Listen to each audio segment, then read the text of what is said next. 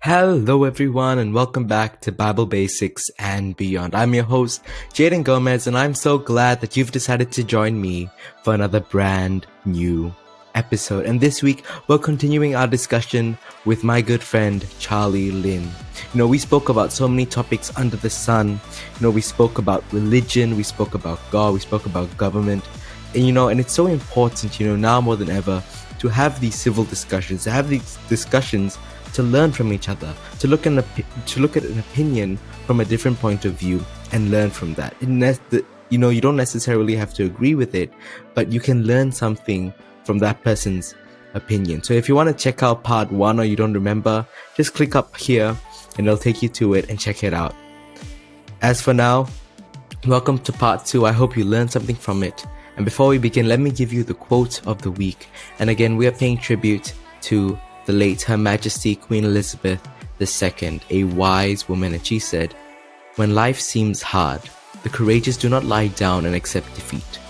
Instead, they are all the more determined to struggle for a better future."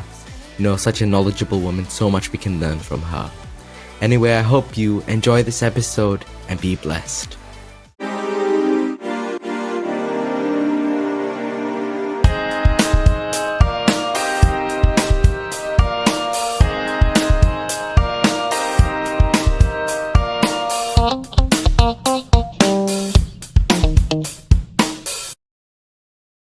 Okay, so Charlie, what's your next question? My next question is, do you think there should be intercontinental organizations such as like the Catholic Church that decide how religion works?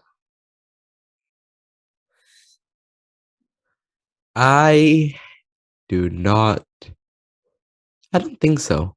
Because a religion is a belief, after all. You have some extremists out there. Yes, okay, those need to be handled. If they're doing something illegal or something that's a crime, okay, somebody step in. The government steps in because the government prosecutes crimes. The government sets laws in place. So if it's an act of war or crime or something that an extremist is doing, okay, deal with that. But I don't think that there should be rules on how somebody should follow their religion. Yeah. You know what I mean? Mm-hmm. Because you already have that in some religions. Like, let's look at Catholicism, for example. You have a confession box, you have certain ways to atone for sin, you have a priest, you have somebody to talk to, that sort of idea. And you have so many traditions as well, First Communion, all that sort of thing. You also if you go to Judaism, they still believe what is kosher and what's not kosher. So you can't eat pork. They already have regulations in line.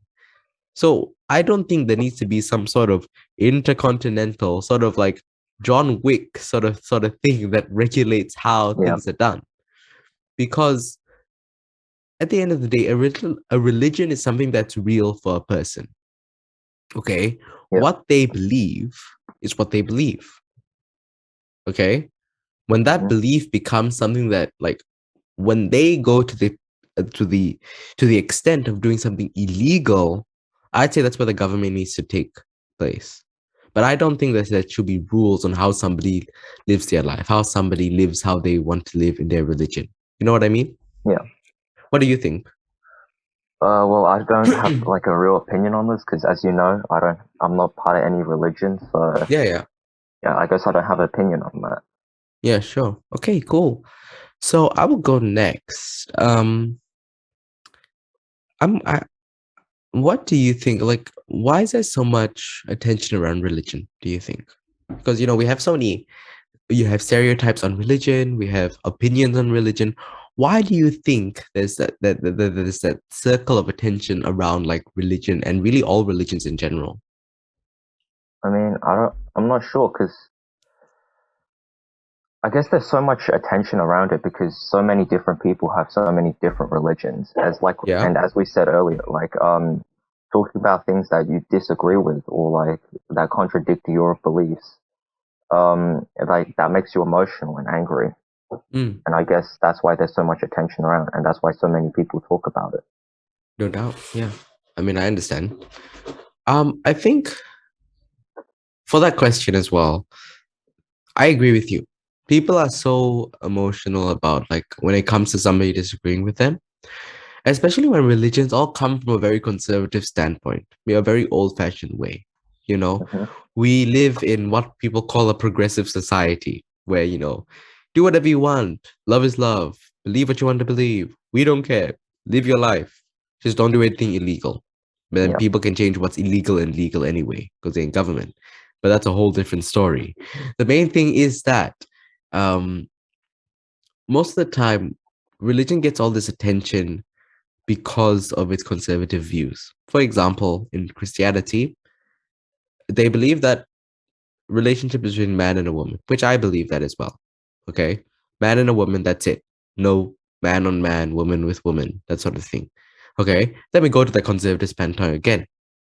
Then again, Christians believe in pro life, protecting the life of a newborn baby in the womb. Conservative view as well.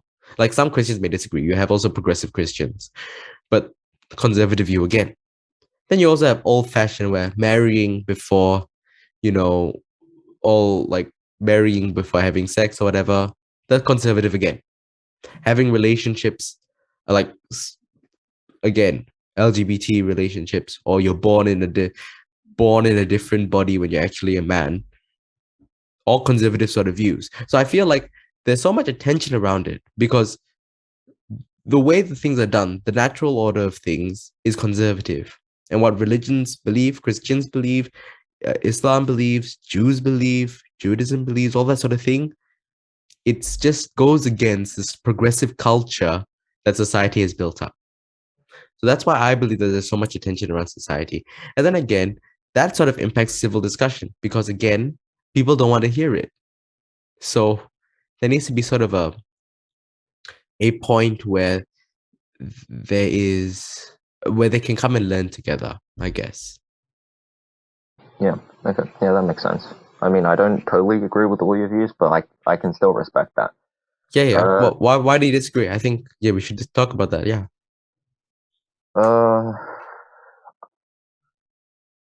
as in like some of like your beliefs, as in like it's okay. We can skip it. We can skip it. Are you sure? No, we can talk No, about no, it. no, no, we can skip it. We can skip it. Okay. No problem. Why don't you ask your Yeah. question? Oh yeah. Do you think that there could be like peace, like mutual respect, even between people? Like, do you think there could be mutual respect between everyone? Like, everyone can disagree, but at least there's still that mutual respect, I guess. Of course. Mutual respect is a must. And it's not a utopia. Like when I say it's not a utopia, it's not like a figment of our imagination. Mutual respect is a choice. Mutual respect for somebody's opinion is a choice. Okay. We live in a world again where civil discussion is so rare. That's one of the reasons why mutual respect isn't there. If somebody chooses to believe something, have respect for them. Let them know that, okay, this is what you believe, this is what I believe, yet we can still be friends, or yet we can still discuss, yet we can still be acquaintances, yet we can still work together. That mutual respect needs to be there Yeah. because if it's not there, you're going to live in a society where you split everyone up into divisions. And that's what the world is right now. You have certain groups trying to play who's the loudest, you know, Hmm. and who has the most respect. No one has the most respect because you're not willing to listen. Somebody Yeah. who's really loud is not willing to listen to the lowest of us all, you know? Yeah. So that's where mutual respect lies. It lies in the choice that a person makes when they disagree with somebody. So you need to have that mutual respect that so everyone, can speak their mind. And that's what, the world needs to understand. You can't just stop people from saying what they want to say, you But do you know? think that's possible? Like, where Oh, I think everyone it's has possible. mutual. I think it's How? possible.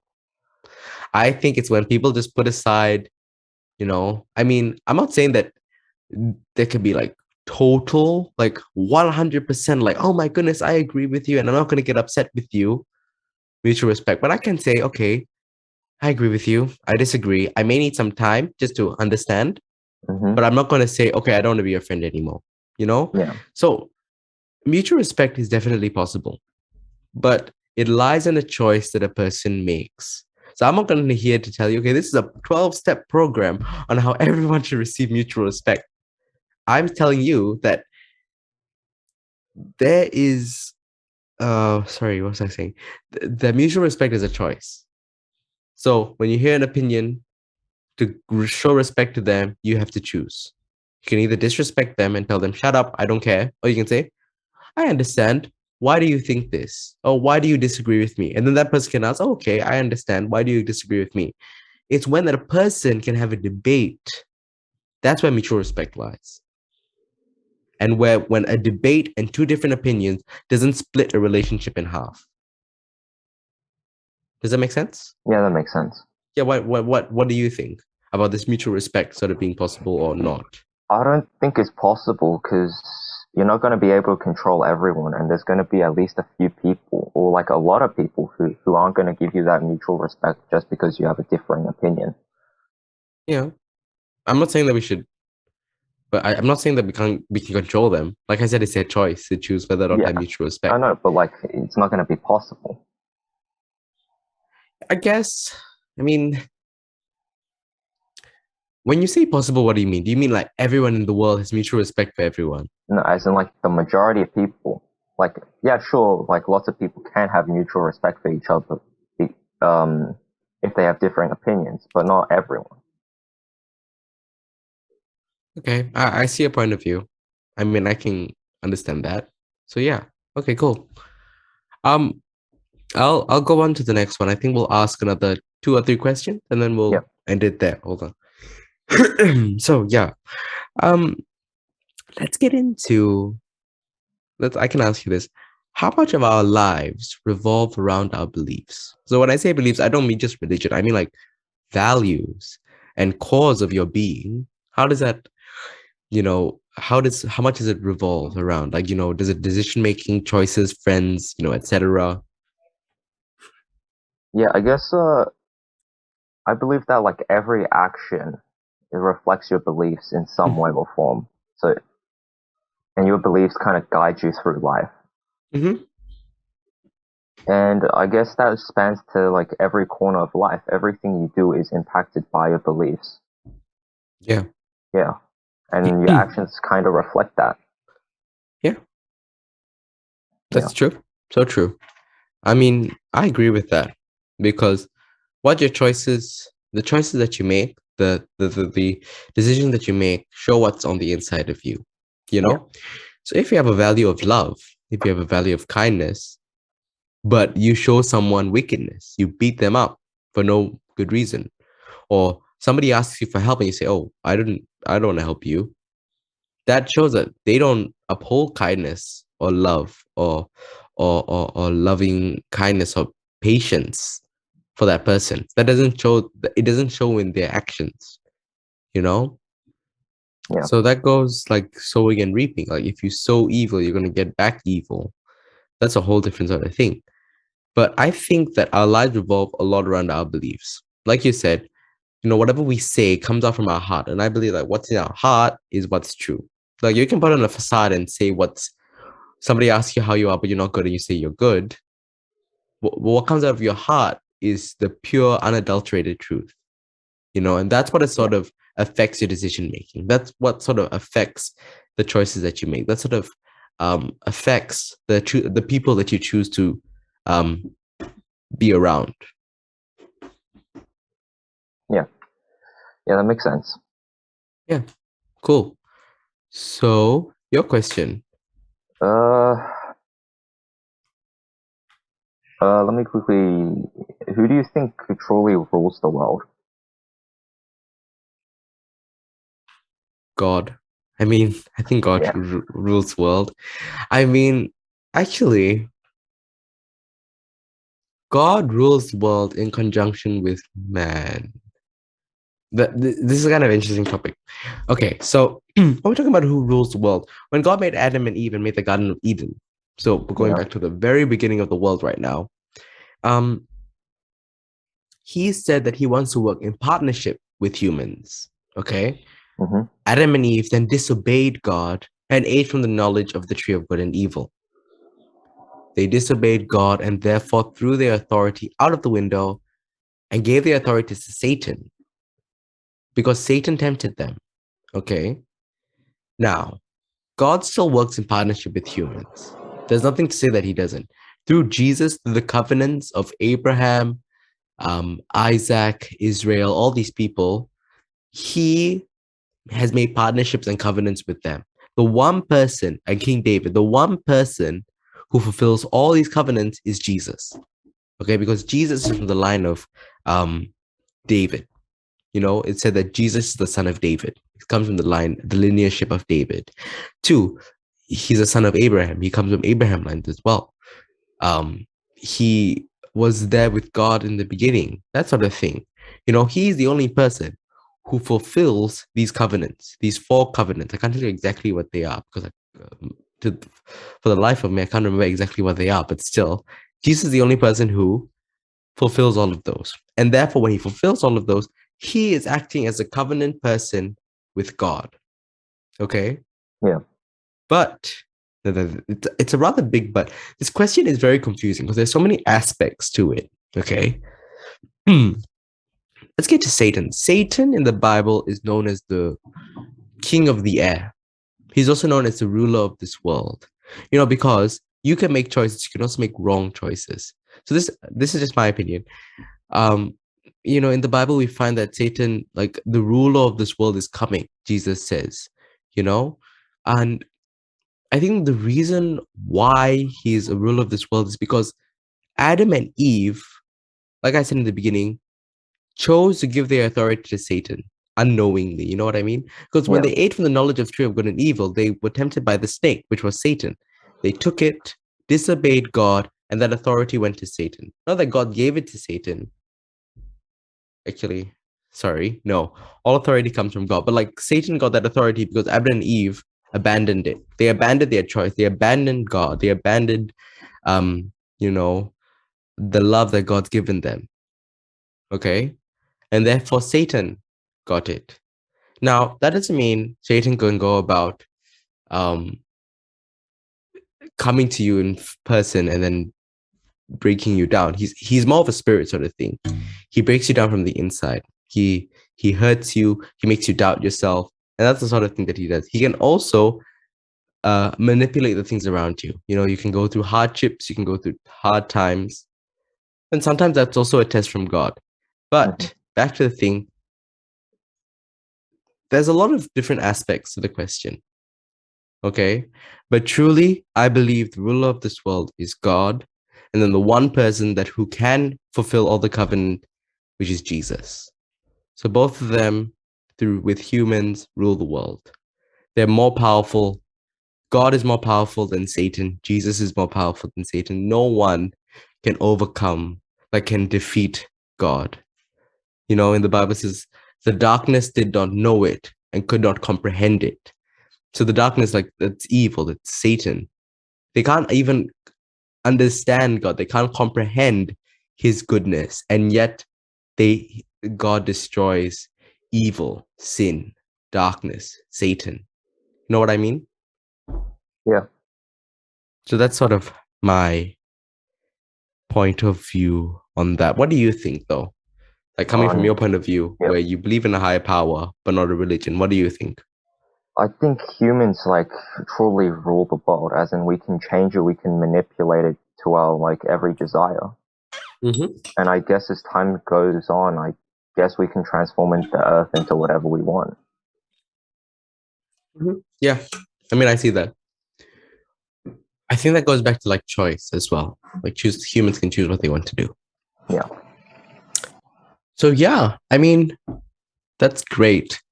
Well, unfortunately, time has run out, but it's been such a great conversation and great talking to you, Charlie, on all these questions and getting to know what you believe and having a good discussion.